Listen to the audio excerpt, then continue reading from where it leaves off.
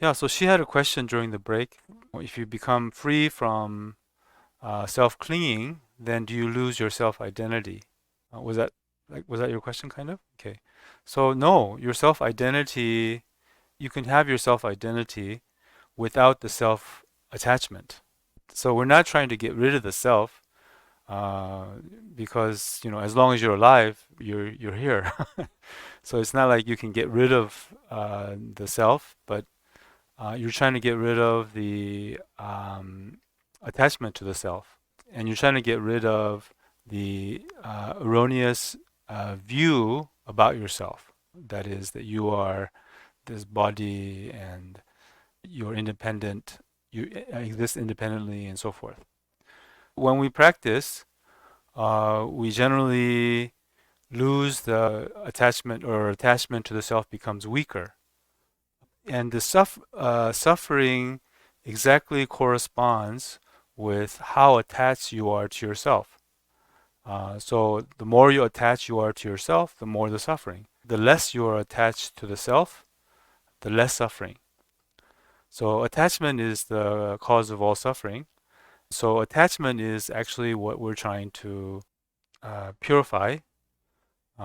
People who are very attached to themselves, if you say something bad about them, then they're very angry and they suffer a lot. But if you say, like, to the Dalai Lama, like, oh, you're, I don't know, you're you don't want to insult Dalai Lama, but if you say something bad about, let's say, His Holiness or someone, he's not going to be depressed.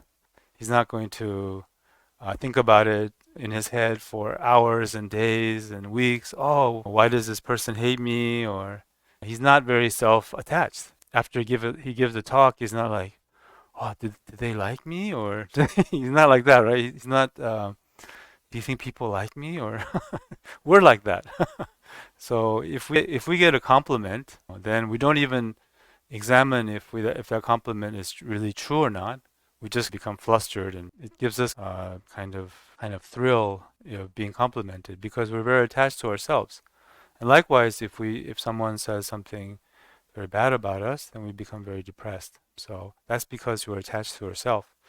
And like people like the Dalai Lama or the Buddha, they're not attached to the self, but they have a very uh, clear self-identity. It's not like you ask the Dalai Lama, who are you? He's not going to say, oh, I've transcended everything. I don't know who I am. He's not going to say that. He's going to say, I'm Dalai Lama, right? He has very clear self-identity, and he knows who he is, but he's not attached to himself. So he has an ego, but it's not. It's kind of like a healthy ego. It's called a mere ego. Mere ego. In other words, he has an ego, but it's not like attached to the ego. Actually, the more we practice, more clear our identity becomes. But we're not attached, and it's very natural identity. Oh, you know this song by Frank Sinatra, "My Way," right? Everybody knows this song. All the Koreans, they love the song, "My Way," and I think people like the song because they want to be themselves. And right? Do you want to be yourself? Do you want to live your own life? Right? Usually, sometimes we try to make our identity. We're trying to become this person or that person, or we might see someone we admire, and then so we try to become like that person. Like, who do you admire? Who do you want to become like? Like, um, and in some way, there's nothing wrong with that. If you admire His Holiness Dalai Lama, or I really admire Fred Rogers. He did a children's program for many, many years, like 50 years. And he's a very loving, very kind, but people make fun of him because he's so gentle and so kind. But anyway, so it's okay to admire people and try to become like them. But the more we meditate, we accept who we are.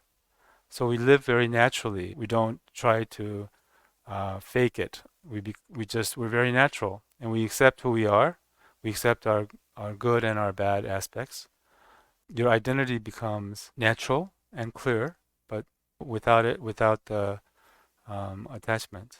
명상을 하면 뭐 이 정체성 이런 게 이제 없어지느냐? 그 없어지는 게 아니고 그 자기 집착이 없어지는 거죠. 이렇게 자기를 닦는 게 아니라 자기 집착을 닦는 거기 때문에 이제 자기 집착이 없어지면서 이제 자기는 오히려 자기는 없지는 않죠. 근데 이제 그리고 이제 자기는 뭐 남자다, 자기는 뭐 스님이다, 아니면 뭐 자기는 뭐 이런 것은 이제 그리고 자기는 이렇다 저렇다 뭐 이런 것은 없어지는 않지만 이제 자기 집착이 없어지는 거죠. 오히려 이제 이런 자연스럽게 자신으로 이렇게 진지하게 살게 되는 거죠. So in Korea, they like this phrase like, oh,